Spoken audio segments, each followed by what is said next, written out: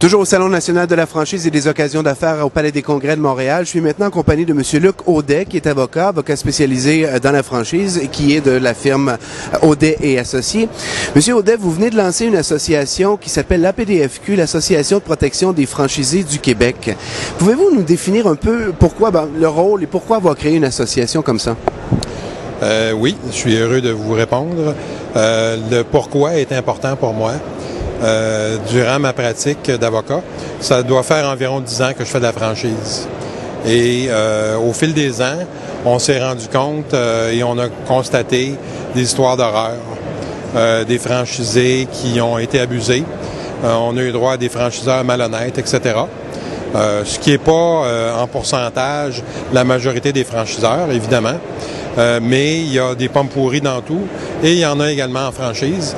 Alors, avec ces 10 années d'expérience-là, on a pensé qu'il était temps d'avoir un regroupement de franchisés pour offrir des services pointus et spécialisés par des experts dans le domaine de la franchise. Alors, c'est un peu ça qui a fait en sorte qu'on a décidé de fonder l'APDFQ. Quels sont les avantages de devenir membre de l'APDFQ?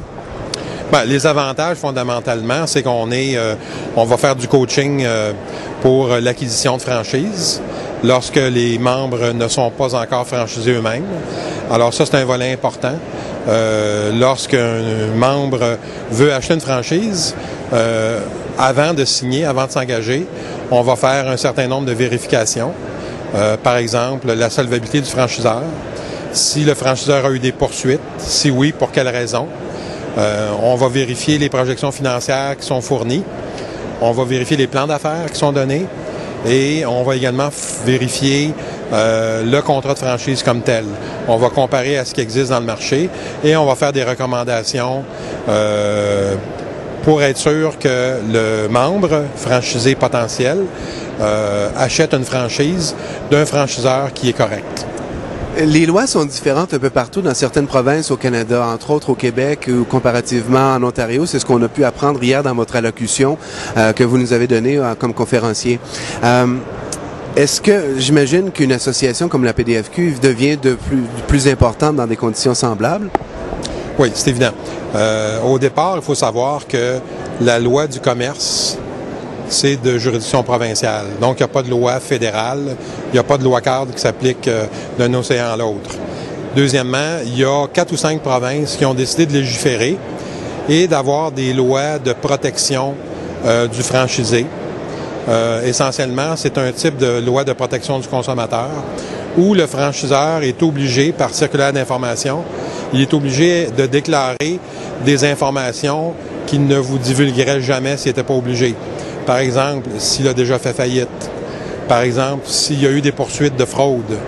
Par exemple, s'il y a des établissements qui ont dû fermer au cours des 3 ou 5 dernières années. Alors, puisque le législateur au Québec a choisi de ne pas agir en chien de garde, nous avons décidé, bien modestement, d'assumer ce rôle-là pour les membres de l'association. Essentiellement, ce qu'on veut faire, l'association, son mandat, c'est de s'assurer que les membres n'achètent pas, ne transigent pas avec des franchiseurs qui n'ont pas de réputation honorable. Et on s'assure de faire les devoirs qu'un acheteur prudent devrait faire avant d'acheter une franchise. En résumé, c'est ça, le rôle de l'association. Belle sécurité, monsieur. Pour les prochains mois, les prochaines années, quels sont les événements à venir pour l'association? Bon, c'est en émergence. On a créé ça en septembre de cette année. Il faut savoir qu'il existe une association de franchiseurs et franchisés au Québec. On trouvait que, pour mon point de vue, à tout événement, il y avait un potentiel de conflit d'intérêts trop élevé. Ils ne peuvent pas parler, je ne leur prête pas d'intention, mais c'est normal de présumer ça. Ils ne peuvent pas parler contre des franchiseurs parce qu'ils sont membres chez eux, alors que nous avons les coups des franches. Alors, comme OSBL, l'organisme sans but lucratif émergent, oui, on a des plans. À court terme, ce qu'on veut faire, c'est bâtir un questionnaire pour vérifier si le profil du franchisé correspond à celui qui veut acheter une franchise.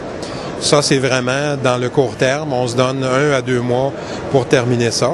On a également en préparation actuellement des ateliers de formation Ce que je privilégie actuellement, c'est le samedi matin, 3-4 heures, pour ouvrir les yeux aux franchisés potentiels, pour s'assurer qu'ils font des bonnes transactions.